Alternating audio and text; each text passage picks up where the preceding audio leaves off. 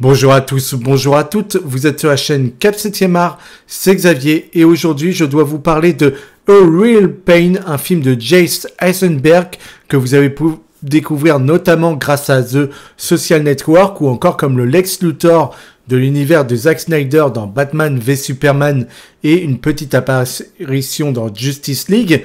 Mais autrement, The Social Network a fait énormément de bien à Jesse Eisenberg pour se faire découvrir du grand public.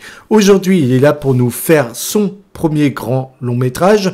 Il me semble que je dis pas de bêtises là-dessus, hein. C'est son premier long. Et ce premier long métrage va nous revenir sur une histoire entre deux cousins qui vont se retrouver après des années sans s'être vus et qui vont parcourir la Pologne pour honorer la mémoire de leur grand-mère morte dans les camps de concentration, etc., etc.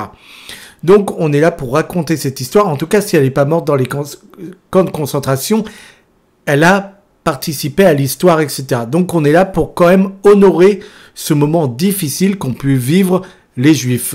Et ce petit parcours amené par un guide qui va leur faire traverser la Pologne va être le moment pour nous de beaucoup de moments de réflexion avec un Jesse Eisenberg qui a toujours des rôles très intellectuels mais qu'il joue avec absurdité. Il y a toujours une cassure dans ses rôles et un moment où l'absurde prend le pas sur lui-même.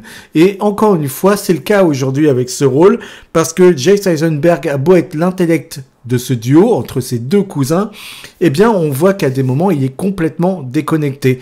Et en tout cas, il ne lâche pas prise là où l'autre est en totale liberté avec lui-même. Là où lui est gardé et suit un horaire strict, un programme strict, l'autre ne sait même pas ce qu'il fout là, il profite de l'instant présent sans savoir ce qu'une émotion va lui déclencher, va lui soumettre comme idée, etc., etc. Donc il se laisse guider par le voyage, il se laisse pénétrer par le voyage, alors que l'autre ne laisse pas de place à l'inconnu. Et c'est là où le voyage va devenir extrêmement intéressant entre ces deux personnages, parce que même s'ils ont beaucoup de choses à se reprocher, parce qu'on voit qu'ils sont totalement à l'opposé, eh bien on n'est pas là pour les confronter et montrer qui est plus intelligent que l'autre, pas du tout.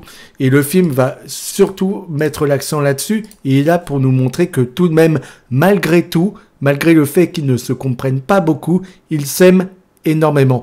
Et ça se passe par des silences, ça se passe par des moments justement d'exposition où on se laisse traverser par le voyage, où on les accompagne tout simplement, et on pourrait trouver peut-être ça ennuyant de s'arrêter sur un décor, et on pourrait se dire oui bon, et en fait non, on est vraiment happé par le projet, et en fait comme on est tout le temps en pleine réflexion sur les traumas, et lui il se demande qu'est-ce que c'est d'être juif aujourd'hui, est-ce qu'il doit garder la souffrance de ses pères, ou est-ce qu'il doit la laisser de côté, et est-ce qu'on peut rire de tout? Enfin voilà, il y a beaucoup de choses qui sont amenées dans le film, et je pense que la réflexion va au-delà du médium. Je pense que le médium n'a pas une réalisation des plus folles, mais se suffit en lui-même et il est élégant. Et je pense que la réflexion durera après la projection. En tout cas, moi, le film m'a laissé avec beaucoup de légèreté, mais beaucoup de questions à la fin. Et c'est peut-être ça la force du film, c'est de pouvoir réunir tout cela en un seul et unique moment, un moment d'1h30, un moment vraiment délicieux où Kieran Culkin, qui interprète ce cousin en toute légèreté, en toute décontraction, eh bien brille. Et il a gagné le Golden Globes du meilleur acteur pour ce rôle. Mais évidemment que pour les Oscars, il faut que ça en soit de même. Il doit obtenir le prix parce qu'il est bon. Il est excellent dans le rôle, il brille et il nous amène des moments d'émotion. Et alors qu'il n'est pas le frère le plus intellectuel, le plus réfléchi, quand les autres membres de l'équipage, mais du groupe avec ce guide cherchent à discuter, à philosopher, c'est pas avec l'intellect qu'ils vont discuter, c'est avec ce mec qui a un peu lâché prise. Et c'est avec lui qu'ils vont amener à un débat, qu'ils vont réfléchir, etc. Et on se dit, mais normalement, c'est avec l'autre qu'on aurait dû avoir ce genre de conversation. Non, parce que l'autre est guindé et il est renfermé. Il s'ouvre pas assez. Donc, les gens préfèrent largement la présence de celui qui lâche prise, qui n'est peut-être pas dans les codes de tout le monde, qui fait peut-être les choses différemment, mais avec qui on peut avoir une sincérité, une honnêteté dans des réponses. Et ça, c'est très appréciable à voir. Et on a des moments, même avec le guide qui est très drôle, à un moment donné, le guide, on est dans un cimetière et le guide essaie d'expliquer, bon bah voilà, ça s'est passé là, et ils ont vécu ça, etc. Et lui, à un moment donné, demande de faire pause. Il dit, écoute, c'est gentil de vouloir nous expliquer tout ce qui s'est passé dans l'histoire, etc. en Pologne, mais à un moment donné, laisse-moi apprécier le moment sans avoir à m'informer de tout le poids de l'histoire. Laisse-moi juste écouter, et rien qu'en écoutant, je le sentirai. Tu vois. Et à un moment donné, il dit, c'est bon, j'ai pas besoin de toi, c'est gentil ce que tu fais, tu nous aides beaucoup, mais à un moment donné, laisse-nous nous enivrer du lieu, de l'histoire, du moment, au lieu d'avoir tout le temps des informations qui nous viennent, etc., etc. Et ça, c'est très joliment dit, parce qu'on a tous eu envie à un moment donné de dire ça à quelqu'un, et le fait qu'il puisse se le permettre, c'est très beau. Et je vous ai dit, c'est un moment de lâcher prise sur 1h30, avec la réflexion de est-ce qu'on doit garder les traumas ou non, du politiquement correct, parce qu'à un moment donné, il veut prendre une photo aussi au moment je crois que c'est une statue au monument aux morts pour tous ceux qui sont tombés, etc. Je crois que c'est une statue de combattant. Et l'intellect lui dit non mais pas du tout, tu peux pas prendre de photos là, c'est pas du tout correct, ne le fais pas, etc. Et lui il y va, il commence à y aller, et en fait petit à petit, tous les autres voient que lui va faire la photo, et ben ils se prennent au jeu et ils vont avec lui.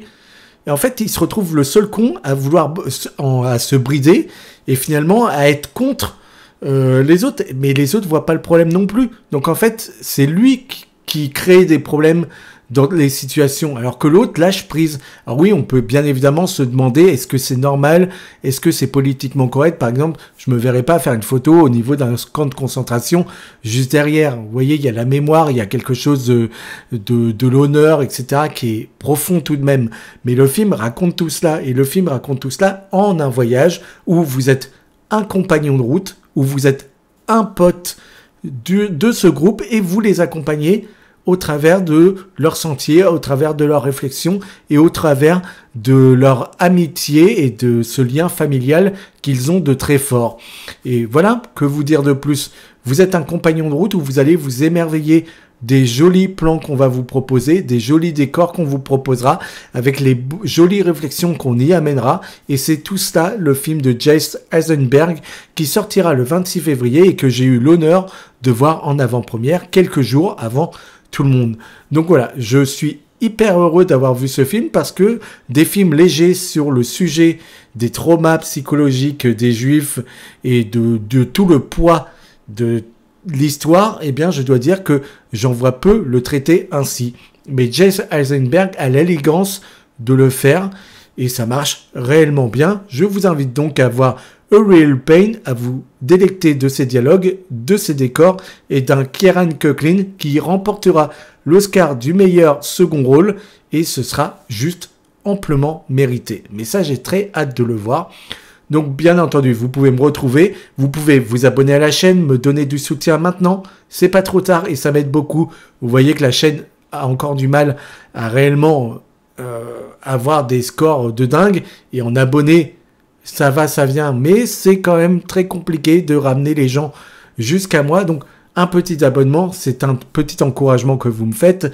Et puis, abonnez-vous, likez la vidéo, commentez, faites-moi part de votre retour, de votre expérience sur ce film, si vous l'avez aimé ou non. Et puis on se retrouvera très vite pour parler de séries et de films, comme d'habitude. Mais merci à vous.